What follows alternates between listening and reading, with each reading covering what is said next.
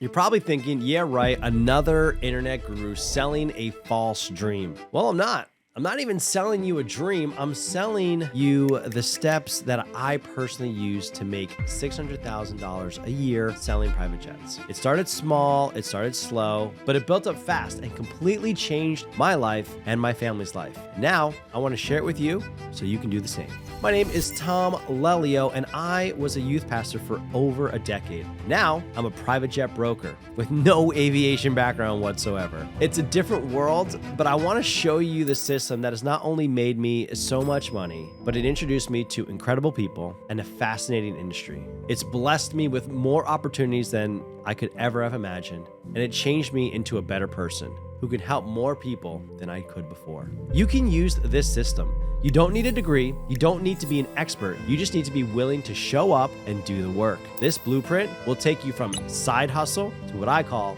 a jet hustle. And I want you to have access to it. So let's dive in. Step 1, choose your jet. Choose your market. Don't go all in on some fancy business plan. Just pick one jet model. Whatever you choose, focus on. I want you to become a specialist in one, not a master of all. Start building your cheat sheet. You need to know everything about it, so use free resources like globalair.com, avbuyer.com, controller.com. You can even use ChatGPT. Or if you want to speed up the process, invest in tools like VREF or JetNet and start making a cheat sheet. Research data points, core info. What's the range? How many passengers? What's the typical payload? What's the climb rate? What's the cabin space? Performance. What's the typical cruise speed? What's the typical fuel burn? What's the required runway length for takeoff and landing? Market data. What are the most common maintenance concerns and how much do they cost? What are some common upgrades that people add? Broker language. How are brokers selling this jet? What are the features that they're highlighting? What problems are they solving? This first part, it's all about doing your homework before you start diving into anything else. You need to know this. Step 2, make connections. Stop with the cold calls right now. I'm serious. They're mostly a waste of time and a waste of energy, is what I would say if I were just another guru. But the reality is cold calling is far from dead. That's why I make my students dial 100 prospects a day. Sales is a numbers game. Make the numbers work in your favor. But a great place to reach out is LinkedIn. And to stop just generically connecting and start connecting intentionally. Every week, connect with at least 20 to 30 new people who have experience selling high-ticket items, or people who have a lot of wealth. They could be yacht brokers, family offices, private bankers. Then, and more importantly, actually engage with them. You're looking to build your network as someone who has value to give, not just take. Here's a template for your LinkedIn messages that I've used myself with great success. Hey, first name. I saw you, whatever they do, their content, their role, and I'm also in the aviation space, specifically focused on aviation sales and the citation CJ3. I'd love to connect with you and hear more about your experience. Would you be open to that? Let me pause for a second here and pull back the curtain for a moment. This is just a template. This is not word for word what you say, because this is how you sound like a robot and nobody answers your DMs. What you're really gonna do is you're gonna introduce yourself. You're gonna be honest and transparent. Listen, I'm brand new to the industry, but I love aviation. I'd love to hear more. I can't tell you how many DMs I get on a daily basis of people who want to become jet brokers, and the ones that I respond to are the ones that are genuine. They tell a little story, and it can only take maybe 3 to 5 sentences, right? Like, I know you want to be direct, but at the same time, we get direct messages a lot, especially on LinkedIn. It gets so spammy, like, I'm looking to expand my network. You don't want to come across like that. You want to come across like a person and just be honest. Listen, I'm getting into the industry. I'm focusing on the CJ3s. I saw that you made a post about a CJ3. Like, if I bring you a buyer, would you be open to connecting with me on this and working together? Encourage them based on what they're posting. You can ask them questions, and maybe most don't answer, but that's okay. That's why it's a volume play. The people who answer a cookie cutter message are probably going to give you cookie cutter answers, and they're not going to help you.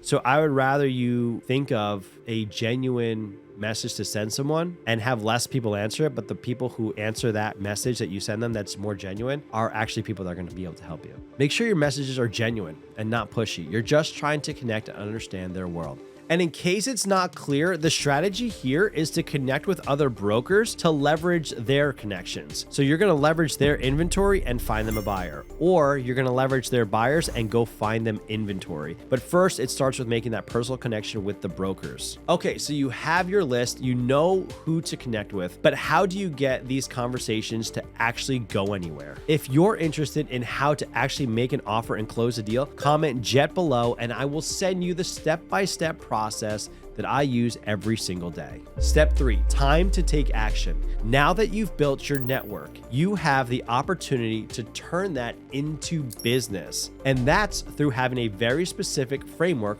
for calls. Here's the thing, you don't have a product to sell, you have a solution to a problem. Now, don't get confused here. A lot of people get so hyped up that I have a solution to a problem, and you project that problem onto everybody you talk to. Not everybody has the problem that you have a solution for. So just because you're the best, you can sell jets, or you can find buyers, you can find sellers, whatever that solution is, doesn't mean people actually have that problem. So you need to get good at finding out what problems they do have by asking good questions. And this is a skill that we teach in our online community. We're not trying to twist somebody's arm to create a problem that they don't have. What I've seen this do is brokers will get listings, but the guys don't actually want to sell. So when we bring them an offer, they don't take it. And then we burn a bridge with a buyer because he thought something was for sale that's not really for sale. So don't just push your solution on someone who doesn't have a problem that the solution fits. Here's the template that I recommend that I use every single day. Hey, Bob, Tom with Jet Life Aero. Good morning. Hey, I was looking at one of your listings on Controller, the 2010 Phenom 100, serial number 123, registration